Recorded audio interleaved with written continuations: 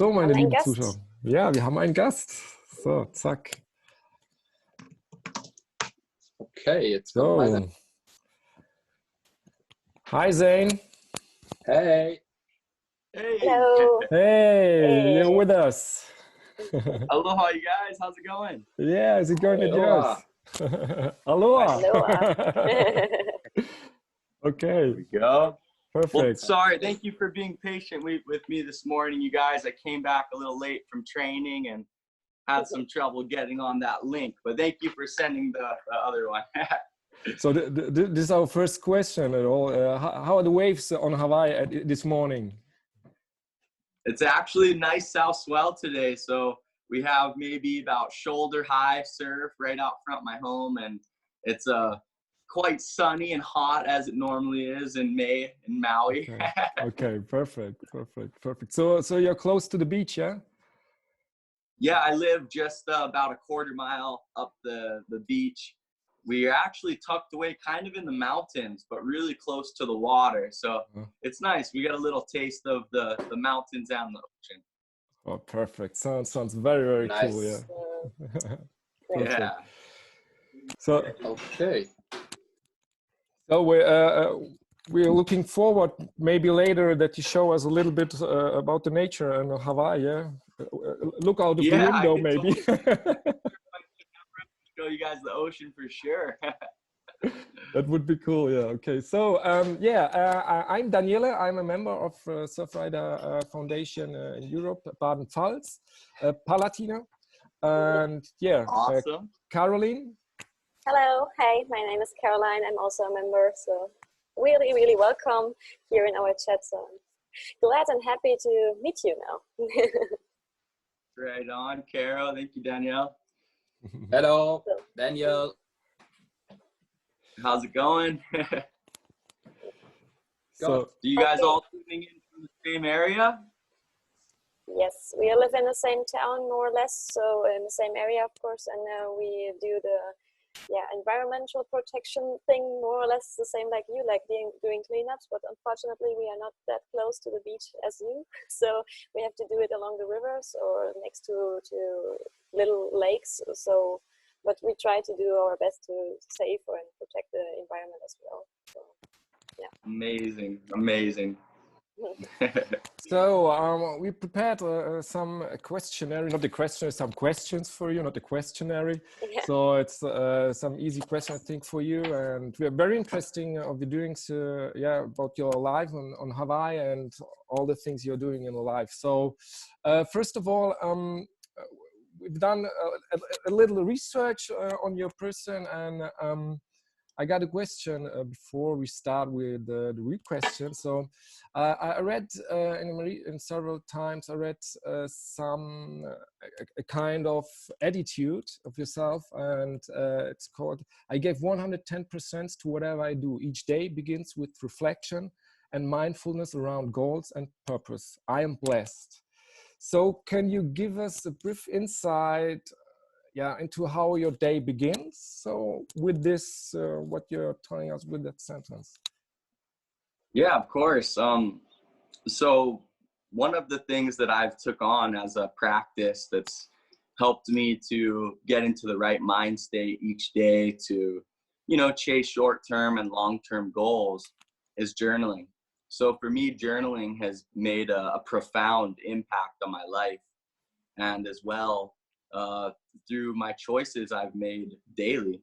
And so in the morning, I like to open up my journal and list gratitude, things I'm grateful for. I usually will do at least 3 things that I'm grateful for in this moment. And it's a practice that my grandmother actually shared with me. And she'd always say that if we will never have an excuse to be unhappy if we're grateful. And so she would challenge us to always list 7 things that we're grateful for every day, and they could never be the same thing. And that was her challenge to us and all of her grandkids. And I remember thinking as a young kid, man, 7 things every day and they can never be the same. That's hard. How many times could I say surfing, family, food, things like that? And so the small things in life, huh? Yeah, right. So, and after time though, you start to practice this, and it made me realize all the things to be grateful for, and it made me embrace this mind shift. And I think that it really has allowed me to accomplish so many of my dreams and have so many opportunities in my life. And so it starts with gratitude, and then I move on to a little bit of manifestation for the day. And I try and list 3 things that would make today amazing. It could be running into a superstar that I look up to, or a mentor that I want to learn something from. It could be something wild that might not happen, or it could be something that's a bit more of a reality, like I want to get in the ocean and catch some waves, you know, and that would make today great, you know. And so I list 3 things you're grateful for, 3 things that would make today amazing, and a self-affirmation. And then that self-affirmation is just simple, how you're feeling right now in this moment. Like, are you like, I am? It could be as simple as 3 words. I am blank, you know, fill in the space. And this has been a practice that I've been doing now for, well, journaling for over 10 years. And it's the foundation of my book, Beneath the Surface. But this style of journaling, I've been doing now for about 4 years. And I've learned it from a few mentors, one of which, his name is Tim Ferriss. He runs a really cool podcast that I love. And so I heard this style of journaling, you know, where, you know, each day you list a very similar kind of structure like I just shared. And yeah, it's made a profound impact, I believe, on my daily goal setting and things like that. You know, and then of course, once you start to actually open up the opportunities to those possibilities, you'll make turns throughout the day that lead you to that. You know, whereas if you don't wake up, if you don't actually think about those things you want to accomplish that day, you may see that opportunity may fly right past you and you're not even aware of it. And so, kind of destiny. Yeah. Nice, cool. Sounds very inspiring. Yeah. And is this a kind of a cultural thing on Hawaii? Maybe you told about your grandmother. Yeah. And is this something, a cultural thing? Most definitely. I think the connection I feel to my environment is most definitely a cultural thing. It's a family and cultural thing. My dad and my mother and my big brother, a lot of the people I've looked up to growing up have been passionate ocean goers. And so all the best memories I could think of are shared with friends and family in the ocean. And on a cultural standpoint, we have a very unique environment here in Hawaii that allows us to provide for our family. And as you know, in Hawaii, it's a very sustainable community, or once was a very sustainable community, known to be like the pinnacle of sustainable communities in the whole world. And, you know, nowadays, of course, things have changed, but that cultural foundation to play a role in your community and your environment, I think is still present. And that aloha spirit, to me, is still present. And when I do my my studies on culture and here in Hawaii and Hawaiian language, I always find little things that make me feel more present in my environment and make me feel more connected with everything around me. And that's why I feel that I am Hawaiian, and that I believe that I have 100% Hawaiian heart. You know, regardless if I don't have any Hawaiian blood, you know, this is the community and the environment that has driven me to be the man I am today. And throughout, you know, the day to day, I think I allow the environment around me to help determine what I'll do. And so, for example, when I'm doing those journals early in the morning, I'll most likely step outside first and get an idea of what the wind is like and what the weather patterns are, where the clouds are moving, what the ocean is looking like, maybe I could see some swell from my house and get an idea of what Mother Nature wants me to do today. Cool. Okay. Yeah. That sounds really, really interesting, yeah, it's very spiritual. So, and this is one thing about Hawaii. I think that's really, amazing thing, and a lot of people dream about to come to Hawaii for one day. So it's also on my bucket list, but unfortunately, it's too expensive to come there, and it's also expensive to stay there. But this would be one of my first questions to you. So, you were talking about that. Of course, your country or your state is one of the best in terms of environmental protection, but you said it changed a little bit nowadays. So what do you mean exactly with that? And maybe you can explain a little bit to us. So I guess a lot of people don't know anything about the political situation on Hawaii. So is this an important topic for the residents and the politicians? So.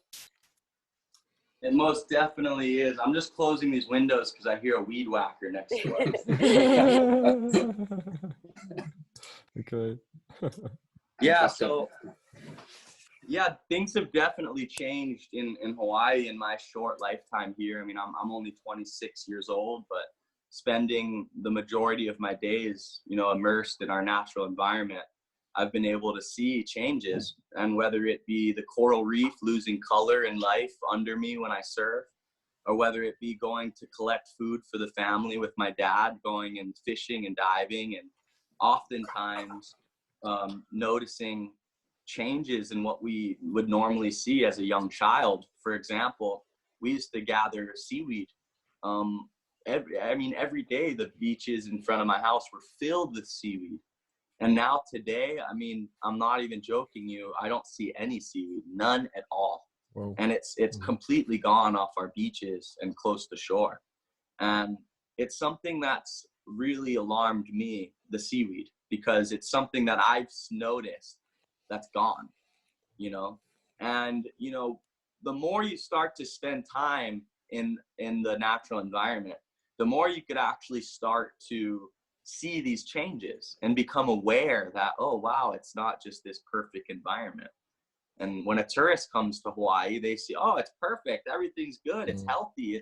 It's amazing, but just 10 years ago, this was a very different place, and one of the greatest things that issues that we're faced with in Hawaii, I believe, is the fight against clean water and the fight against the allowing the natural flow of water from the mountains to the ocean. Now, this has been heavily diverted over the last few decades with the increase of tourism and the need for more water in hotels to feed golf courses, to feed communities. And these golf courses and hotels that are diverting water from the streams are draining these streams dry so that there's no water entering the ocean. And that is like choking off the life to our natural environment. We need the coral reef and the fish in our ecosystem relies on that cool water that brings nutrients from the mountains to the ocean. A lot of species of fish rely to make it through their full stage of adulthood and the stages of reproduction by swimming from the ocean upstream far into the mountains. And so we're cutting off great branches of species in our ecosystem by simply cutting off the water, right? And then what happens to this water? Well, the water is being flushed into golf courses and hotels, which is then bringing a bunch of human poop into the ocean and chemicals and fertilizers from the ag and from the grass at the golf courses. And so now I'm seeing this great declination in coral reef in my home, where one of the leading causes of this declination of coral reef is being caused from the choking of water. We need that water to enter the ocean, but the water that is seeping into the ocean now is bringing chemicals, it's bringing fertilizers, it's bringing human waste. And these things are some of the top 5 leading causes of coral reef declination in Hawaii. You know, and mind you, I have a very unique environment here on West Maui. We live in an area that's known to be the mother reef of all of Hawaii. Now, if you know much about coral reef, you know that they reproduce in a very interesting way, to the point where these polyps float in the water, and all of a sudden other corals mix with these particles that are floating in the water, and then they need somewhere to attach and anchor onto. Now, this specific area on west side of Maui is known to be the mother reef of all the reef in Hawaii, meaning that the health of this coral reef is essential to the health throughout all of the islands. And we are centered in one of the most densely populated tourist areas. And so, you know, I'm seeing this coral reef, you know, lose color, bleach, die, and starting to learn and realize that, hey, everything is connected. This coral, the health of this coral reef is going to determine the health of our neighboring islands. And so these type of, I guess, changes in our natural environment have definitely hit me real hard to be able to, you know, become aware of my daily choices that I make. And are they contributing to the problem, or are they contributing to the solution? You know, so I think many people don't have that opportunity to be struck with enlightenment and to be impacted by something like I have. And it's why I've made a goal of introducing the ocean and the natural environment to my many students and to kids around the world. And, you know, I've had the pleasure of introducing over 4,000 children to ocean sport. And with that, and tying in the responsibility to be a steward for our environment, because with that joy that we receive, we have to say thank you to our voiceless friend. And we do that by being a guardian, by being a steward. And so I believe that if everyone could have some sort of relationship with their natural environment, whether it be the forest, the river, the ocean, the beach, they could then find a reason to fight for it, right? And so, and for me, it's still a continuous learning process for myself. You know, I've spent so much time in the ocean practicing sport, and at first it was just about sport. You know, I just was chasing championships and trying to, you know, continue to better myself. And then I realized, wow, I could be fighting for something so much greater with this passion, you know? And I think the changes that I've seen firsthand is what motivates me to continue doing so.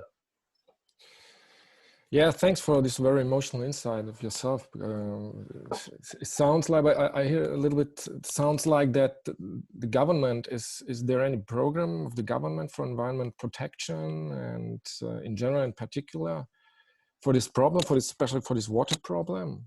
It sounds like they are doing nothing. We actually just passed an amazing bill called the Clean Water Act. And if you guys take a Google search and search the Clean Water Act Hawaii, you'll see that it's been a great community fight for clean water, and as well the leaching of human waste, and as well the leaching of other harmful toxins that go into the ground and then into our waterways and into the ocean. And so this was a pretty big deal for our community to band together and to create this, you know, this standard, really. And so it's a new standard for a lot of businesses, and as well our counties, to be able to hopefully, you know, treat their water better and allow the byproducts to be a bit cleaner, you know, to not let out all these the bad things just straight back into the ocean or into the soil, which ends up into our waterways and into the ocean.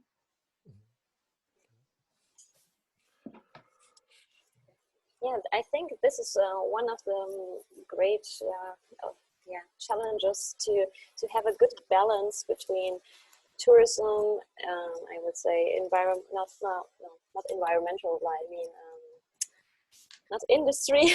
I'm looking for the right word. Like maybe Daniele can help me. It's Wirtschaft. I'm not sure. I forgot it enough. Economy. Thank you. Thank you. I mean, in this tourism, economy, and of course, environmental protection. So I think this balance is really important.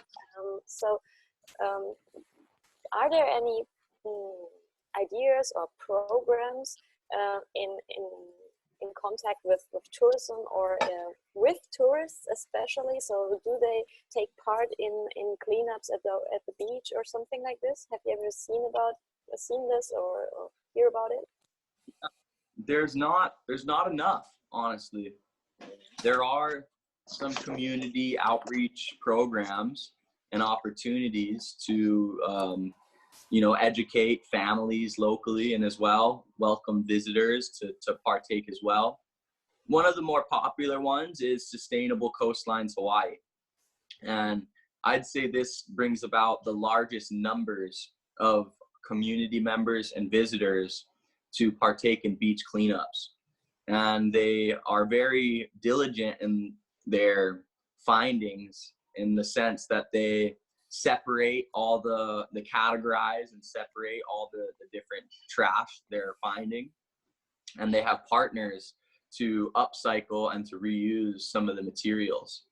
And throughout the process, it's a lot of fun. They have people playing music, everyone's having a good time. They have, they make it an event, but it's also everyone's out cleaning the beach and having a good time.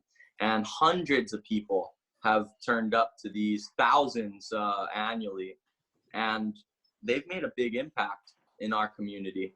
But as far as, there's not enough programs like this, because that's just one fight. That's the fight that will never end. Picking up trash off our beaches, that's never going to end. We need more organizations and more opportunities that are educating people to stop it from the source, and so a lot of the groups here, including Surfrider Foundation, they try and make it campaigns to bring community members to think about their choice of sunscreen, or think about the choice of plastic water that they're getting to feed their family, or think about how they're disposing of their gray water. And so these are things that float around, right? And one of the things that I've done in my community on West Maui to help with this issue of coral reef that I shared earlier, and as well of our land being choked with the water, is putting together a program with a local hotel. And so I collaborated with the Westin Hotel here on West Maui, and we developed a program called the Westin Waterman. And this is somewhat of an educational opportunity for the guests to partake in some sort of community service opportunity. And so we do this we try to do it every Friday, at the very least on the first Friday of each month. And we invite locals in our community, and as well all the guests of the hotel, to come down and to learn from athletes like myself or other ocean experts in our community, to learn from people who are expert navigators in Hawaiian practice, to learn from people that are true individuals that are connected with our environment, and that are truly utilizing this knowledge and skill that we have a unique opportunity to learn here in Hawaii.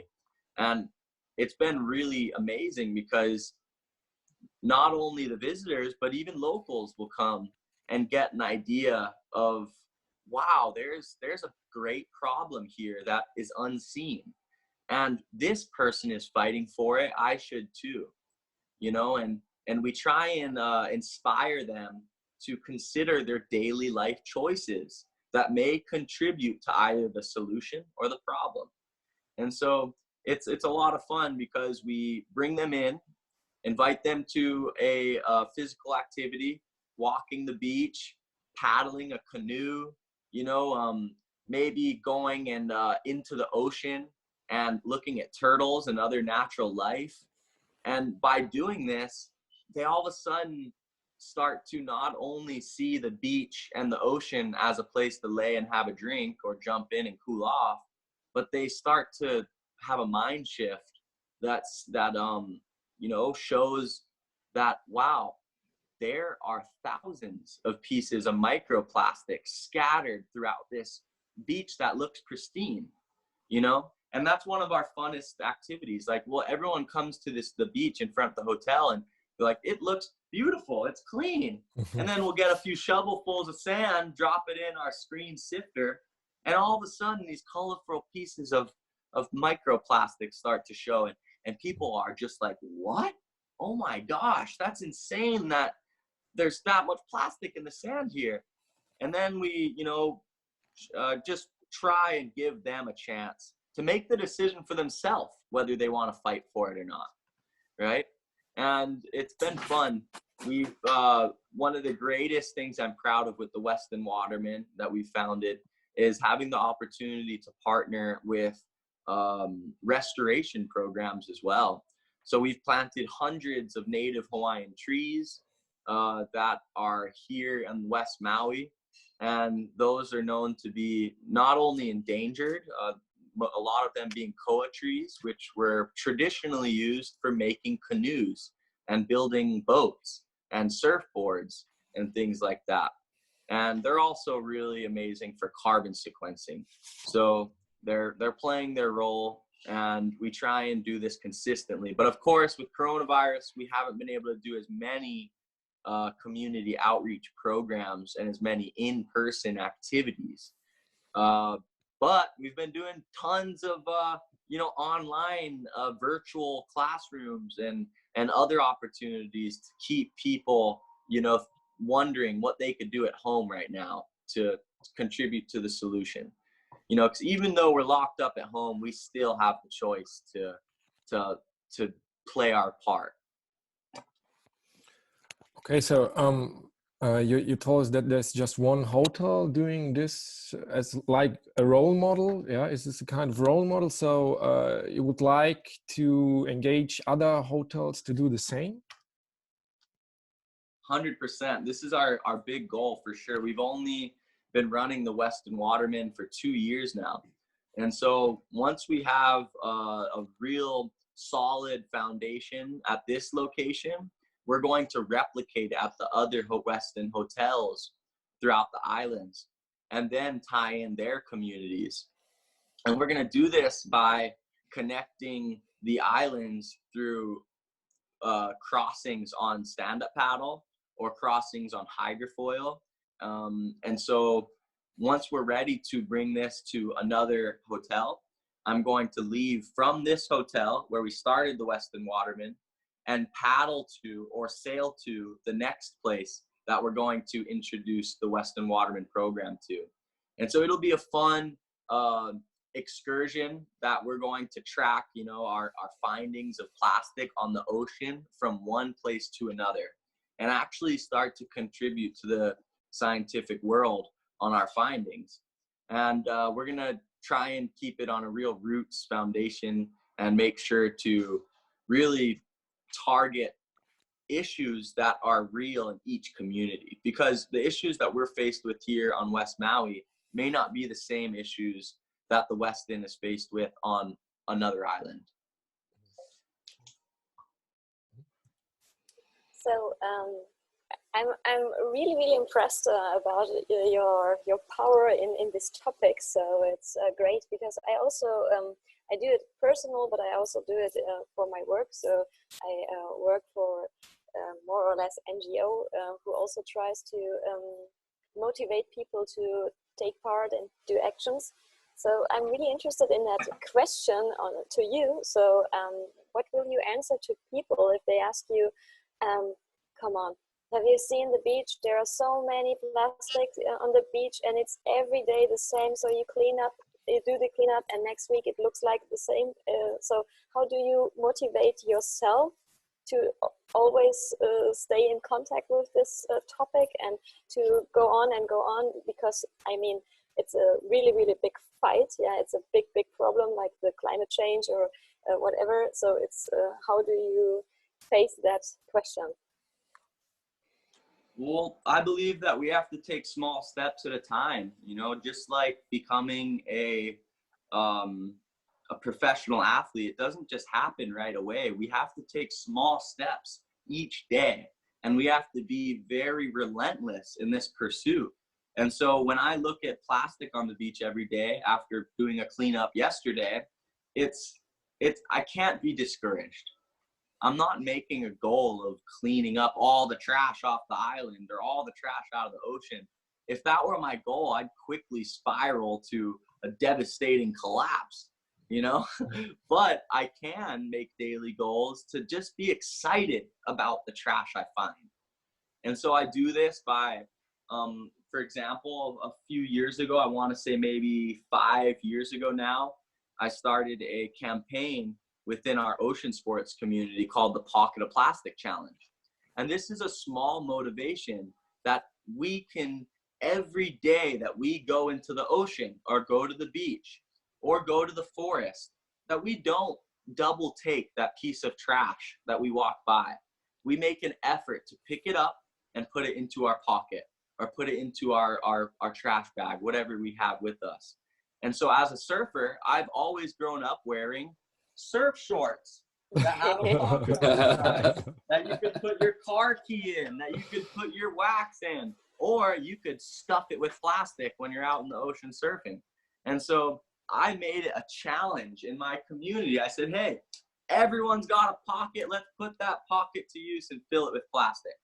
And just imagine if every surfer picked up a piece of plastic or didn't double take that piece of plastic. I mean, it's so much greater than cleaning the ocean.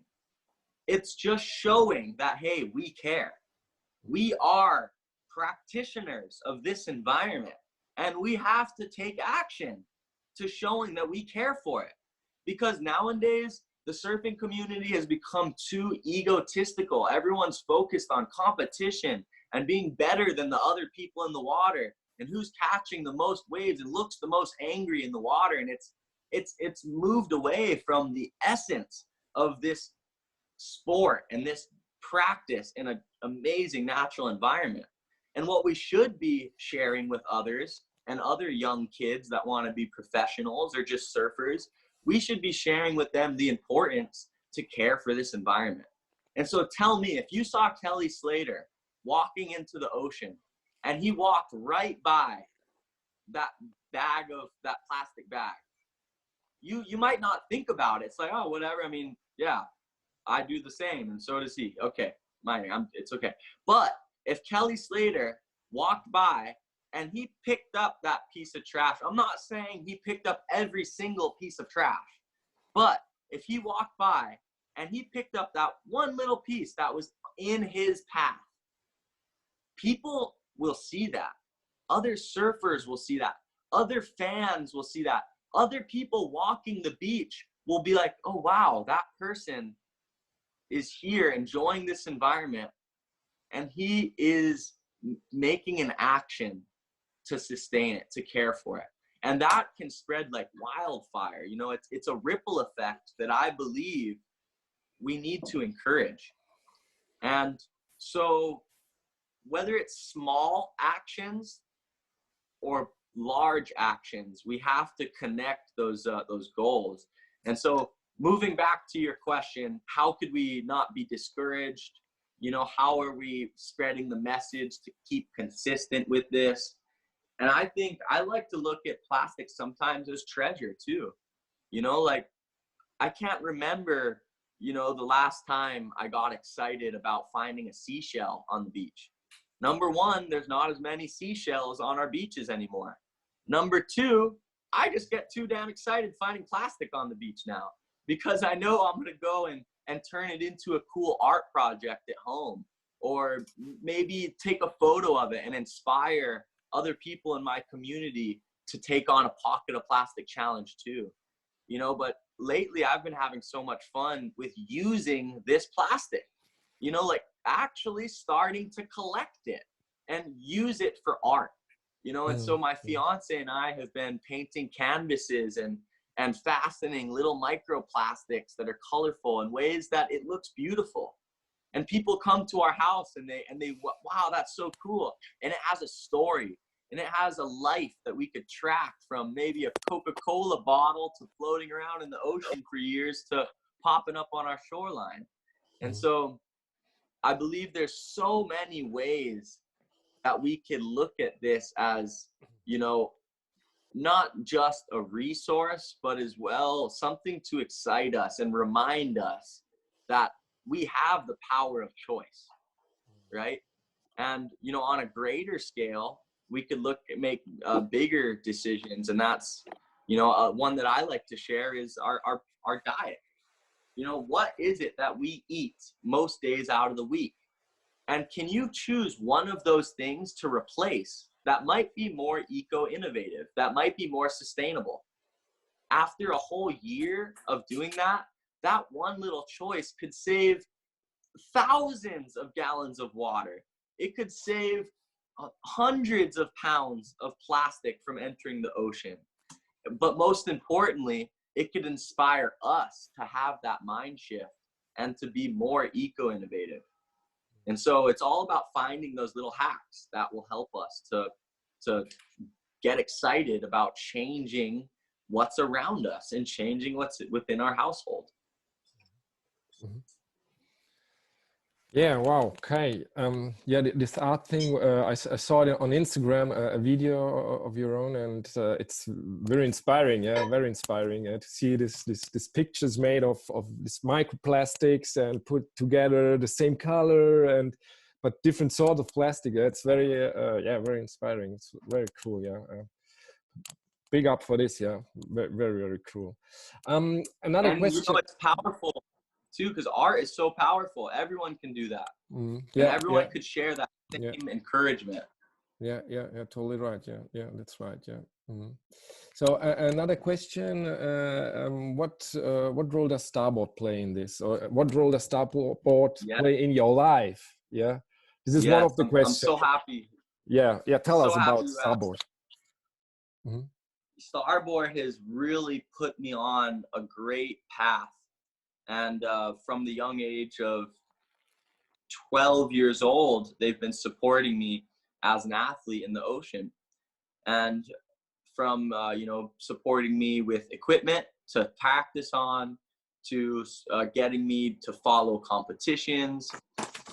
But as well, they've encouraged me to also use my fortunate position for a greater good. And so the founder of Starboard, his name's Sven Rasmussen. He's a close family friend of ours. He's also a passionate waterman, a surfer, and a windsurfer and paddler. And he's encouraged me in so many ways to look at my lifestyle and to innovate my practices and to innovate what it is that I'm doing to not only impact the world greater, but as well to allow me to feel like I'm changing for the better. And so one of the things that Sven invited me to, which changed my life drastically, was an event in the Maldives in 2016. And this was an event called the Parlay Ocean School. And Starboard started working with a number of companies that were helping them to reduce their carbon footprint.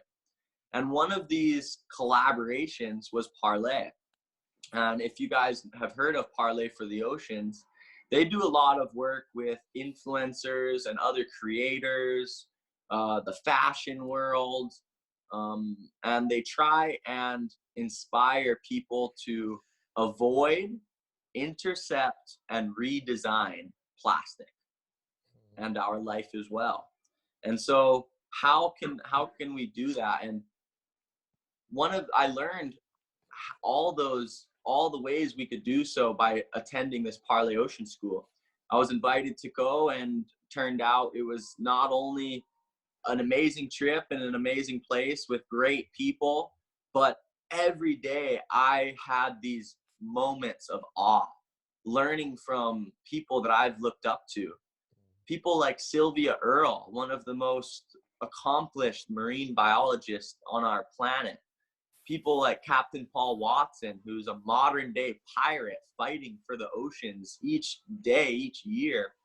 People that I've looked up to, like Chris Hemsworth, Thor, you know, all these people were here, and I was there invited with these people. And I remember thinking, like, how in the heck am I here with this group of people? Because it was an invite only type of event. And you know, it was because of Sven. Sven was asked if there's any ocean athletes that pop in his mind that fight for the environment and that are driven with their success to uplift the environment. And Sven recommended me as one of the leaders in our industry for, you know, making goals within my community and inspiring others in the ocean world to be more eco-innovative. And from these small choices, all of a sudden I ended up in this unique opportunity to learn from people I've looked up to my whole life. And so that's a very small thing that Starboard has done for me that's impacted my life greatly. You know, just name dropping me to be a part of this educational thing. And mind you, most sponsors for professional athletes would rather their athletes go and compete or be training. And, you know, I'm very grateful that my employer and my boss, you could say, encourages me to be a part of community outreach efforts and to inspire other team members. And so I think it's important to have people that encourage us, right? Surfrider Foundation is a great, consistent encouragement for many people all around the world. Not everyone has that opportunity like I do to learn from the ocean and to learn from other ocean experts and to be immersed in this environment. But we can work with people like Surfrider Foundation to share our stories and to share our experiences and to then, you know, connect with so many others around the world and give them a chance to you know, change their life. Okay. Yeah, I'm not sure if this is already the last question, but maybe this is my last question. So you achieved so many things. So you won so many competitions. So you traveled, I guess, more or less every country. And yeah. No, no, not quite. Not. It feels like this.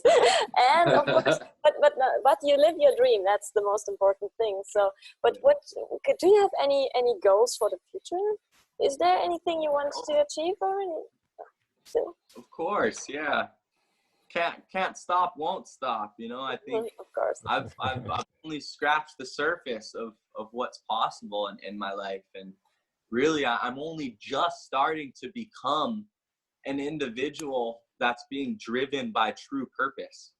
You know, and so I truly believe that, you know, the goals that I have in the future are going to be the greatest ones that I achieve yet. And it's because I'm now, everything I do has such a driven purpose, and that's to uplift the environment and community around me. You know, I've won over 15 world championship events, and I've been to over 60 countries, like you mentioned, not all the countries, but and I've had all these amazing opportunities to experience the world and its people. And many of those reasons, though, were driven by ego. And I'm not going to lie.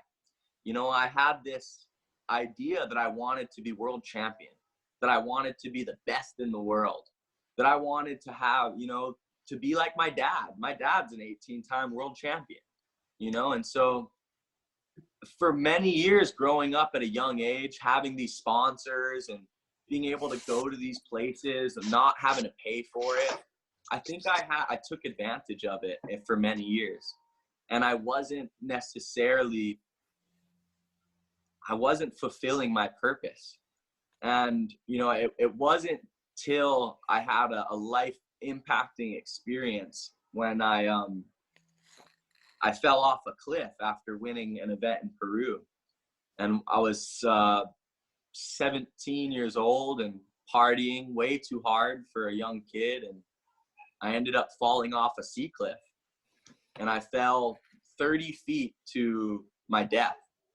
I was dead for over 6 minutes. You know, by the time my brother and the other people got to me, took them about 5 minutes to make their way down the cliff and get to me. And by that time they started CPR. And for a few minutes of doing CPR with no pulse and no breath, my brother was starting to say goodbye to me. And I remember waking up and seeing all these faces that were valuing my life. And I was struck with a pretty powerful message that I need to take my fortunate position and not take it for granted. That with these goals that I make, they should be goals that only uplift the people around me and uplift the environment.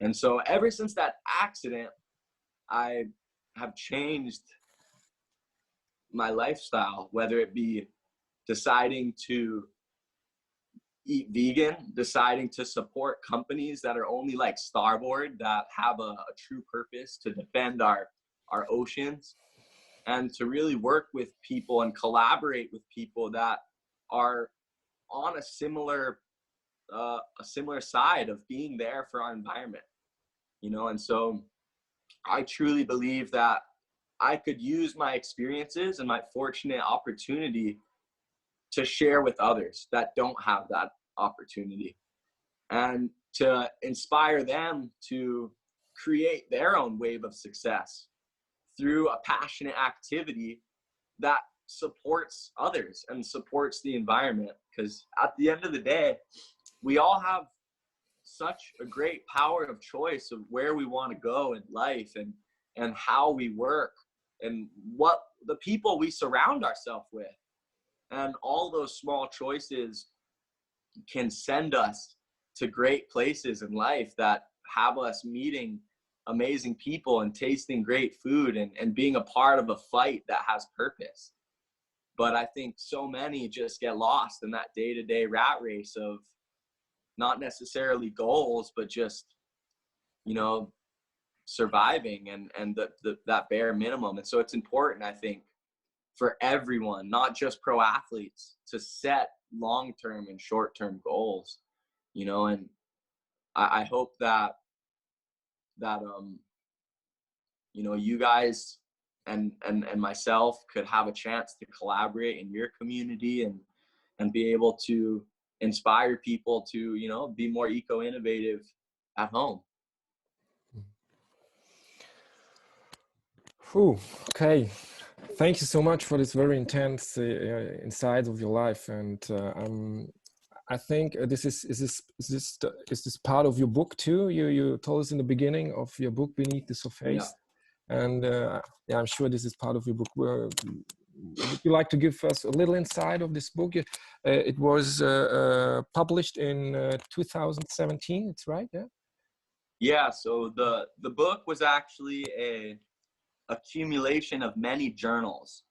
So like I mentioned earlier, I journal, and I've been journaling every day for many years. When my grandmother was on her deathbed in 2017, she inspired me and challenged me to share my experiences with the world and its people. And so as a last little project with my grandmother, we started reading through old journals and circling pages that were exciting and that could translate to other people's lives. And flash forward a few months, and I'm racing to publish this all of a sudden I realized, wow, this could be a book, you know. And when grandma and I were doing it, I didn't think it was just for fun with my grandma, just reading through pages and circling pages. And all of a sudden it became a reality that, okay, I'm going to publish this and dedicate it to my grandma. And it became a race to release it to the world before she passed away. But I was really grateful to be able to give her the finished product before she did. And it really is a reflection of my many influences I've had in my life, whether it be from family, from coaches, from the environment. And I want the readers to be able to use my experiences and say, wow, I could create my own wave of success too. And so the recurring theme throughout the book is to be relentless in the pursuit of your dreams and to always goal set in which goals that will uplift your environment and the people around you. And journaling is the main theme of the book. You know, I try and encourage the reader to take on the practice of journaling because it's impacted me profoundly, and it's allowed me to stay grounded and stay humble through a life that is often very ego driven. Yeah. Okay. So, yeah, as you see, I'm a little bit speechless because there were so many really interesting points which you were talking to us, and yeah. So as you said, you can always learn from others, and it's always interesting to talk to other people from all over the world, and yeah, to get new ideas, new opinions. So I think now it's my part to say thank you to you. Well, it was Daniel's idea to invite you to this interview, and he talked to us and said, could you please do the interview for me? And I think it will count along 20 minutes, not longer. So now we have, I think, 50 minutes or even more, but I think it was really, really interesting, and I hope this was also okay for you. So for you, it's now 10 o'clock in the morning. Maybe you will do the next surfing session, or will you do some break first, or whatever? So I will go to bed now. Probably the others too. Sorry for keeping you guys up. No. It's okay. It was totally fine, and really, really inspiring. Totally inspiring. Yeah. Thank you for that. So I really have to say thank you for your time and for your encouragement and engagement. And yeah, I wish you all the best. And I think I send you a lot of wishes from all the other surf riders of our area. So best wishes to Hawaii, and yeah. Well, it's my pleasure. And if there's anything that we could collaborate on the future, if there's any campaigns that you guys are doing that I could help with, reach out to me anytime. You know, it's easy for me to support things through social media nowadays. So I'd love to help you guys with whatever you're working on. And also too, if you guys want to end up, once you do end up publishing this, please share it so I could share as well. Cool. Okay. Thank you so much. Yeah. Okay, perfect. It's a message, yeah? It's a message, very important message. Okay, then we're finished, yeah? Yeah. And we say goodbye to Hawaii, yeah? Yeah. Actually, here, let me give you oh, yeah. Show us the view from your window. Come on. Yeah. Hey, Rio. Oh. Okay, here we go. I'm gonna show you guys. Talking to my friends in Germany, they're on lockdown. I'm gonna show them the ocean here.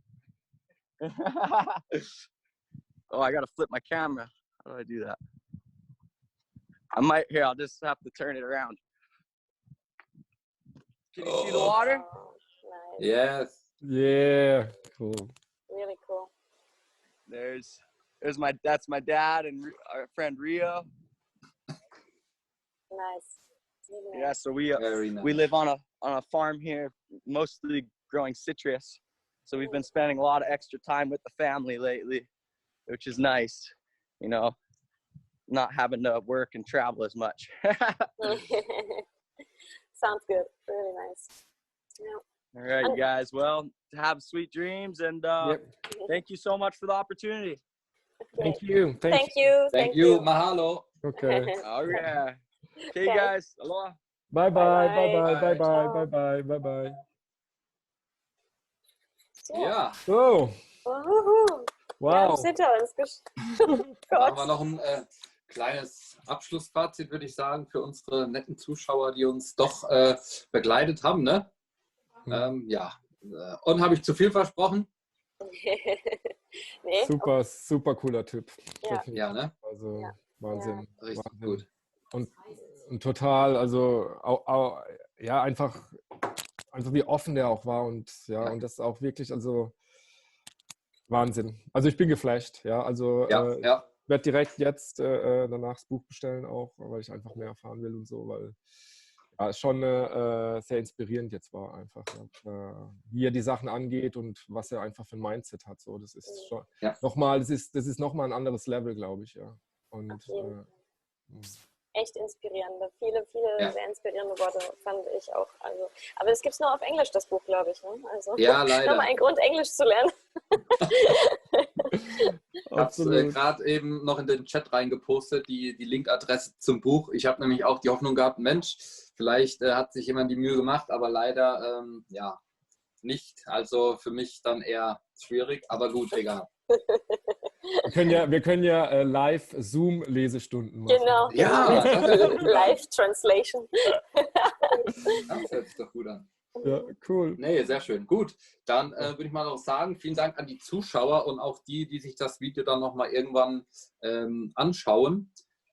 Ich wollte auch nochmal auf uns aufmerksam machen. Ne? Wir freuen uns natürlich über jedes Like, über jedes Folgen oder auch zur Veranstaltung zu kommen. Wir veranstalten regelmäßig Cleanups im Raum Mannheim hauptsächlich, aber auch mal in Richtung Speyer oder ja, ich sag mal im großen Raum Baden Pfalz eben, Rhein, genau. Und wir würden uns freuen, wenn wir euch beim nächsten Mal wieder begrüßen dürfen. Wir haben jetzt eine neue Serie, aber ich will noch nicht zu viel verraten. Deswegen folgt uns und bleibt auf dem Laufenden. Super. Einen schönen Bye, Abend bye. euch allen. Ciao, ciao. Bis Ciao, dann. ciao. Ciao.